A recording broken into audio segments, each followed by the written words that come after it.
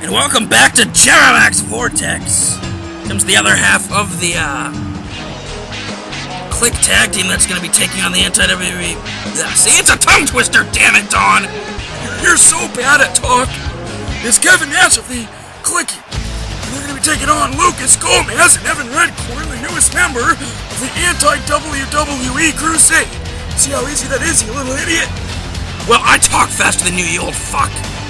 Here comes Evan Redcourne, that bastard, who really caused Alberto Del Rio's injuries. If you don't know, Alberto Del Rio injured in that tag match on Warp because of the beating he took from the Kliq, although it really started at the Bash after Evan Redcourne attacked him before his match with Lucas Gomez. Evan would then later shoot the Wildcat in the face with a fireball gun. I mean, that guy, he's taking this crusade a little too far. Not even Lucas Gomez would shoot someone with a fireball gun. And here we go. The Kliq gets their first hands on the Anti-WWE Crusade. Hunter already in the wrong corner. Lucas Gomez just sending him into the post, busts him open. And surprisingly, the Crusade is in very much control of Hunter Gower. Hunter Gower really needs to get the tag. He's all bloody. Yes, he is, and there you go. Well, see, listen to me, because I'm a very impressive voice giver. He can't hear you. Everybody can hear me. I'm the Executive Vice President of Talent Inflation. They better listen to me. Running Bulldog from Evan Redcourne. Youth might play a factor here, as Kevin Nash and Hunter Gower are old as hell. But they also have more experience. Both Redcourne and Gomez, former tag and hardcore champions. So they know how to work as a team, they know how to get down and dirty. Yeah, especially with fireball guns. Why does he just bring that to every match? There comes a point where that's just crossing the line. Vertical suplex from Lucas Gomez. The Crusade being very smart, keeping their opponents in their corners. And Nash fighting out of it. Tags in back Hunter Gower. Now how smart that is. Like I said, he's very bloody. Look at, he's got blood on him. That makes him bloody. It's like he's British. It's not funny. Why do you think these jokes are funny? And you have that annoying laugh. That's not even a laugh. Oh, I make that sound all the time in various situations, including sexy ones. I really didn't need to know that, Dawn. Nobody wants to know what sound you make. Oh, God. Anyway, I'm not even sure who the legal man is right now. I believe it's Hunter Gower and Evan Redcourne. Hunter's smart enough to take care of Gomez. Oh, wait a minute. Here comes that butter knife powerbomb. Shut up. It's a jackknife. I was subtly mocking Blee when I called it that. Well, how would I know? You're not very good with subtlety. There's the Gower. That 1-2 punch. Gower, wait a minute, no. He's letting him get back up. Well, obviously, he must have blood in his eyes because he's so bloody. You stop. Both of them are bloody. It's been a beatdown. The Kliq and the Crusade, this has been one hell of a brawling match, but another Gower. Make sure to do it in his own corner, and that's gotta be it. Gomez taunting like an idiot, doesn't even bother to break up the pin. And this bloody brawl is finally over. The Kliq has taken out Evan Redcourne, Lucas Gomez of the Crusade. So look at that Gower, look how bloody he is. I mean, my God, he's bloody. You already made that joke. Oh my, Redcourne was bloody too. It was a bloody affair, Dawn. Oh, wait a minute, we're backstage, and Zeb Kolton with his old mentor, Dylan. Zeb Kolton about to compete with the Artist. If he can win, then he gets in the pre-show European title match. And I agree with Dylan. This is sad what Zeb Kolton has become.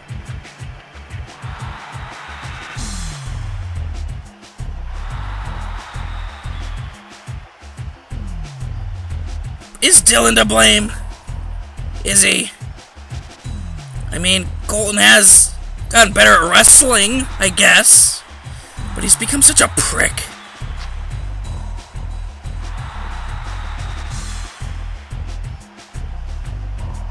He's just such a bigoted idiot. Of course, I mentioned coming up now, Zeb Kolton against the #1 contender for the European title, The Artist. If he wins, he's in the pre-show against the champion, Steven Santos. What the hell is this? Why, this is the most American man I've ever seen! Zeb Kolton! Where'd you get that vest? You didn't have it on a second ago. That's the most American vest I've ever seen! He's a real manly man. I'm surprised I'm actually gonna cheer The Artist over somebody. Here he comes regardless, flanked by his wife Rachel. A man who legitimately won that match and earned his title match against Steven Santos, and yet Zeb Kolton's whining got him this opportunity. Here we go, Kolton and Artist. Kolton really wants to fight Steven Santos. Nice leapfrog. Drop kick. The Artist in control, unsurprisingly, you know. Sure, he may have used to be that random nobody winner Bradley's, and he might still be, but he's a million times better than Zeb Kolton Gerbs, although Kolton with that elbow to the head. Now working the leg. Kolton does have some wrestling moves in him, out of nowhere. Like I said, I blame Dylan. Well, he can't. Dylan said he really wanted to help Kolton out. Turn him into a real somebody. Somebody who wasn't laughed at and mocked. But instead of being laughed at and mocked, now he's just hated even more than usual. Look at that, he's trying to leapfrog. He can't jump over the Artist's afro. It's a very impressive afro. What's even more impressive is the fact that those sunglasses seem to be attached to his face. They never come off. The Artist now, with that caveman club, as Blade would call it. This backbreaker. Gonna do something here. There's the Artist into the corner. Oh, look at that, just rubbing his face into the ropes. Yes, but those very impressive sunglasses have saved his vision for the time being. Yeah, that is a good point. Why would he do that if he's wearing glasses? And he elbow drops his shoe. Sure, Zeb Kolton probably is better off still learning from Dylan, because elbow dropping a shoe does nothing, and the Artist in control. The Artist, I feel, really deserves a one-on-one shot. But Steven Santos, oh man, that throw, which we saw Kolton use on Dylan on Warp, keeps going for that chop, always failing. Needs more ring awareness. Kolton needs more teaching, but he's just left Dylan's side to go on this rampage against what he feels is a threat to America, Steven Santos. Well, Zeb Kolton wants that non-American title, as he calls it. Standing in his way is... 1, 2, hold it, 1, 3. Zeb Kolton with Rachel Bradley's. Oh, what's he doing? That's uncalled for. I mean, sure. If you want a situation where you have no idea whose side to be on, it's Zeb Kolton smacking Rachel for no reason. I mean, who do you cheer for in that case? I chose the Artist. Yeah, I guess so. I'm not gonna cheer Rachel, but... Oh, he's going for that damn chokehold again. Zeb Kolton. So, like, I don't think Dylan taught him that. That's just something you learn on your own. But there's something to learn from Dylan. That damn fun bag's famouser. And this could be it. I'm gonna be pissed. Oh my goodness, what a powerbomb! Ever seen that out of Zeb Kolton? And oh my god. Zeb Kolton, very impressive. I don't believe it. He's now going to the pre-show to compete for the European title. How did this happen? How has Kolton somehow been able to be... Look at that! How does he do that? How is he good enough to beat the Artist? Oh, wait a minute, thank God. Here comes the European champion, the Dark Horse, Santos.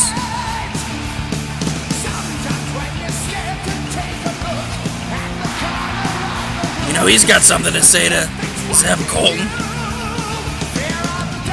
This is going to be an interesting confrontation.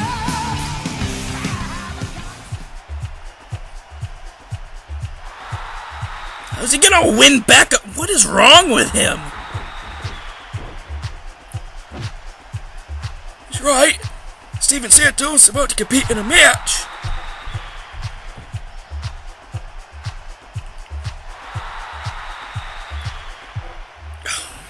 You'd think Santos would start, taking his challenger seriously, even if it is Kolton. It was the same way when Rachel was talking to him before the bash. He's completely underestimating his opponents. That might cost him.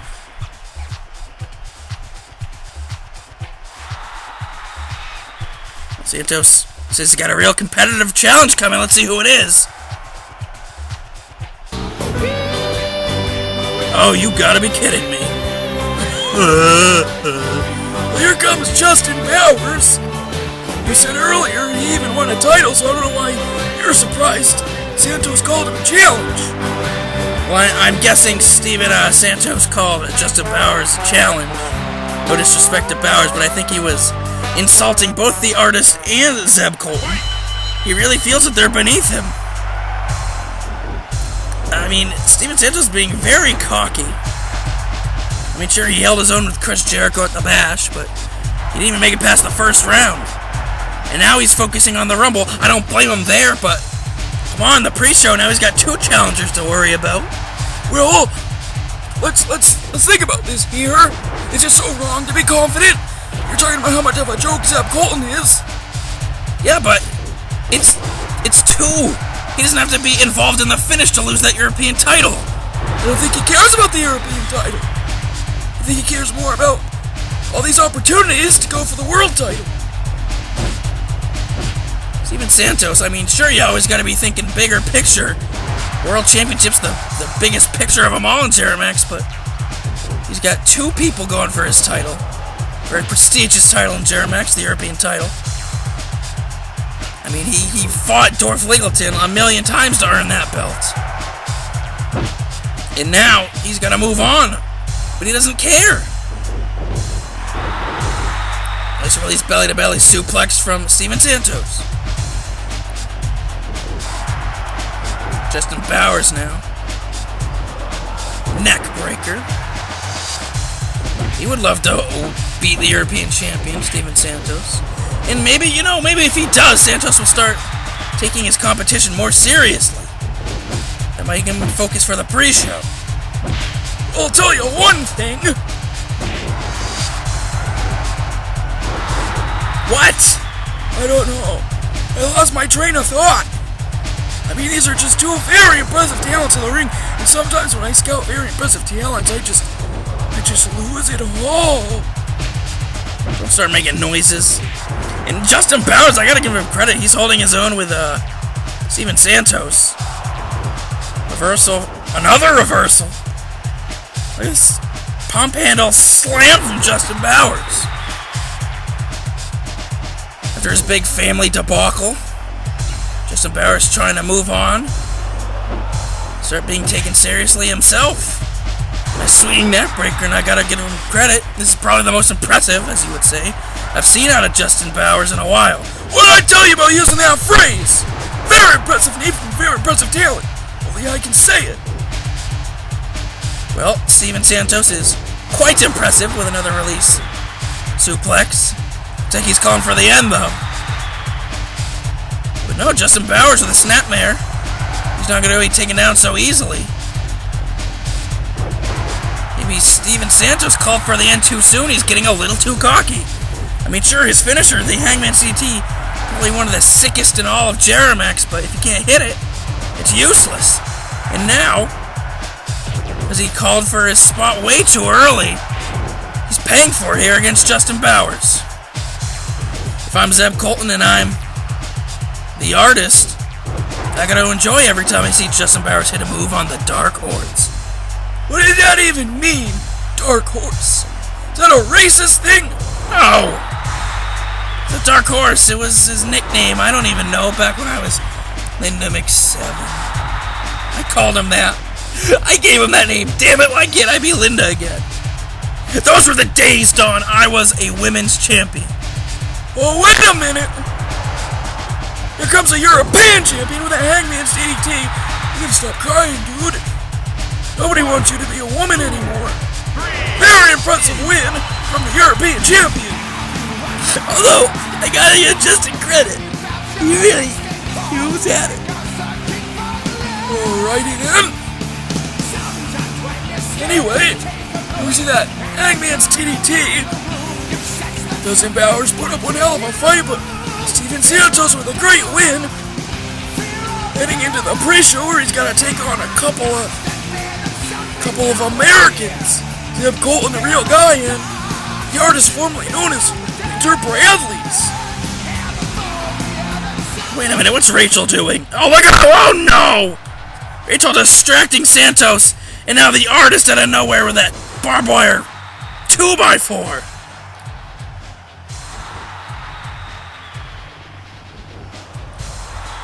See, this is what I'm talking about, the finishing move formerly known as the Snowflake. The artist obviously referring to the fact that Santos called him beneath him earlier. And another finishing move formerly known as the Snowflake, as Rachel talks trash.